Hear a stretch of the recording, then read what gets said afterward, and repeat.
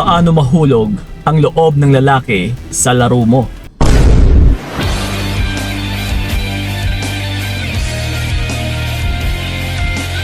Yon. Yes, we are talking about sa paglalaro. Okay? Pag sinabi kasing paglalaro utol, is kailangan hindi ka gaano seryoso dito. Kasi sa term pa lang na laro, is yun na nga, which is naglalaro ka lang. Kasi, bago ang lahat, paano ba natin ipapahulog sa patibong or sa laro mo yung isang lalaki? Kundi, una din sa lahat ay alamin natin kung ano yung laro ng isang lalaki. Yes.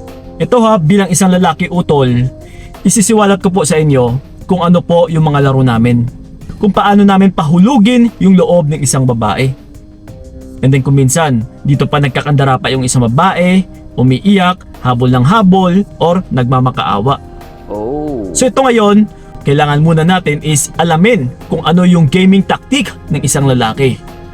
Na yung una sa lahat utol, is ganito po kasi ang ginagawa namin. Kumbaga pa, sa salita kasi ay magaling kaming mga lalaki.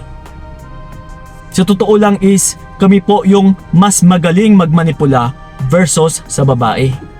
Alam niyo ba kung bakit?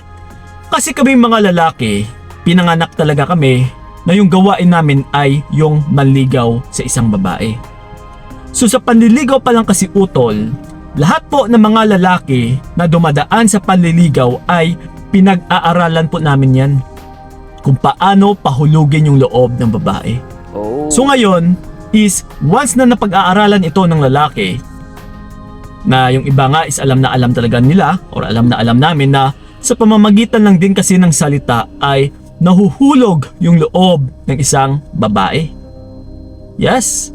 So ngayon kung minsan ginagawa kasi ito ng mga kalalakihan sa panluloko or sa pambobola or sa pang-uuto. 'Di ba? So diyan pa lang sa term natin na pang-uuto or sa pagmamanipula ay paglalaro na po yan. So kumbaga pa is utak ang ginagamit. Kasi sa isang laro utol, kahit anong anggulo man, di ba? Kahit sa ang aspeto man sa paglalaro, once na laro ang pinag-uusapan ay pautakan. Hindi po puso utol. So ngayon, ito po ang ginagamit naming mga lalaki. Kung paano pahulugin yung loob ng isang babae. Walang iba kundi yung utak namin, hindi puso. Ha, di ba? Kung napapansin ninyo na yung lalaki is napaibig na ng husto sa isang babae ay hindi na nakaka-move sa isang babae. Di ba? Natutorpe, natatamimi. Kasi dahil once na pinapangunahan ng emosyon.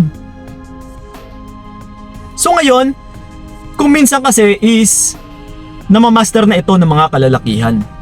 That's why kami mga lalaki or meron ding talaga mga lalaki na mas inuuna namin na ligawan, na manipulahin or na bilug-bilugin muna yung isang babae bago kami magpahulog ng aming loob.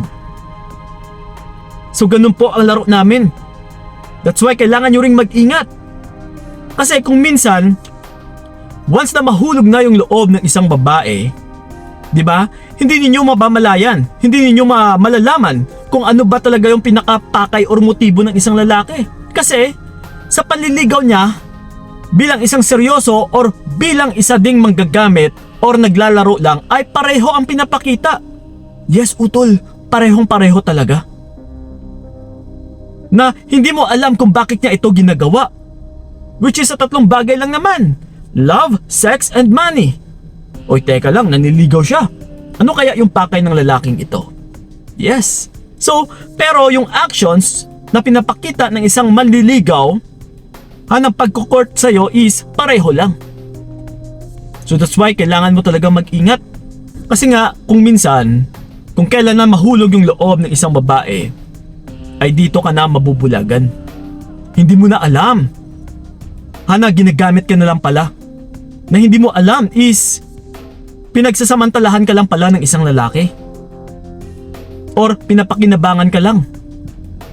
That's why yun ang pinopronterya talaga naming mga lalaki. Yung loob ng isang babae, pahulugin muna. Kasi once na makuha na ng isang lalaki na nahulog na yung loob mo, dito ka na magkakandahirap, dito ka na mabubulagan. Na yung hindi mo alam is ginagamit ka na lang pala. Diba, halimbawa na lang, hihiram siya sa iyo ng pera. Magpaparinig siya ganito kasi wala na akong makain, wala na akong maibibili, wala na akong allowance. So ngayon dahil jowa mo, dahil nahulog na yung loob mo, hindi ka na makakatanggi. My God. Ito na ngayon, magpapalabas ka na ng pera mo. See? So, ang pinupunto ko lang po dito, utol, is kailangan magiging logical kayo. Utak ang gamitin kapag laro ang pinag-uusapan. Kasi, di ba, kung napapansin din ninyo, meron talagang mga kalalakihan na nagkakandara pa sa isang babae. Yung tipong sila itong yung habol ng habol, sila itong nagpapalabas lagi ng pera, sila palagi yung nag-invest or nag-effort sa relationship. Sila ito yung parang asong ulol na sunod ng sunod sa babae.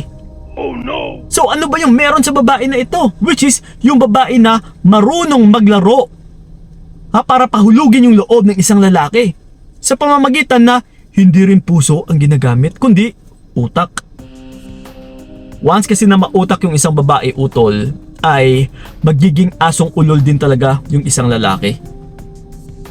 That's why talaga kung napapansin ninyo, kahit mayaman na yung lalaki is nagpapalabas pa rin ng pera para yung babae na ito ay hindi lang mawala. So ngayon yung babae dahil mautak kung minsan is okay lang, sige, magpapahabol ako sa lalaking ito kasi alam ko patay na patay ito sa akin. Hihigang ko siya ng pera. Yes, magre-request ako ng ganito, ganyan. Is gagawin at gagawin din talaga ng lalaki. Kasi utak ang ginagamit ng babae. Hindi ka makakalaro kahit sa anumang laro, utol, kung puro ka emosyon. Yes, sa laro talaga ay pautakan. So ngayon, alam nyo na kung ano yung dark tactics ng mga kalalakihan, kung paano pahulugin yung loob ng isang babae. Kailangan is yun din yung iwasan or ingatan ninyo. Nandiyan kayo mag-ingat, utol. Uy, teka lang, yung pala ang ginagawa ng lalaki. Napahulugin yung loob ko. Once na makuha na ako, syempre mabubulagan na ako. Hindi na ako makakatanggi, hindi na ako makakaayaw sa kanya. So ngayon, dahil alam mo na, dahil ito nga siniwalat natin, ay kailangan mo pa rin mag-ingat. Until na malaman mo talaga yung pinakamotibo niya. Kung sa pera, or sa katawan mo, or kung maybe, swerte ka na lang kung sa love yung habol niya. That's why wag magpadalos-dalos. Always remember na kailangan meron ka pa ring self-preservation. Pag-aalinlangan, pagbigay, pag-preserve sa iyong sarili. Na kailangan hindi ito masisira. Na kailangan is hindi ito madudurog. Okay? So yun po mga utol, once na laro ang pinag-uusapan, kailangan is siya ito yung hayaan mo muna na magiging asong ulol kakahabol sa iyo na magkakandara pa talaga sa iyo. Huwag mo na puro puso.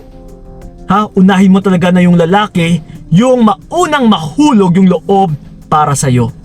So again, huwag ka talaga magpaninlang dahil sa salita pa lang ay magaling yung lalaki. Simple as mararamdaman mo naman din ito once na hindi nagtutugma yung sinasabi ng lalaki versus sa actions niya. Okay? So yun po mga utol, sana'y malino sa inyo yung video na ito. Maraming salamat. So ingat kayo. God bless and babush! Ayoko na ring magtiis, ayoko na sasakit. Mas mabuti nang bitawan ka para wala nang pait. Hanggang dito na lamang.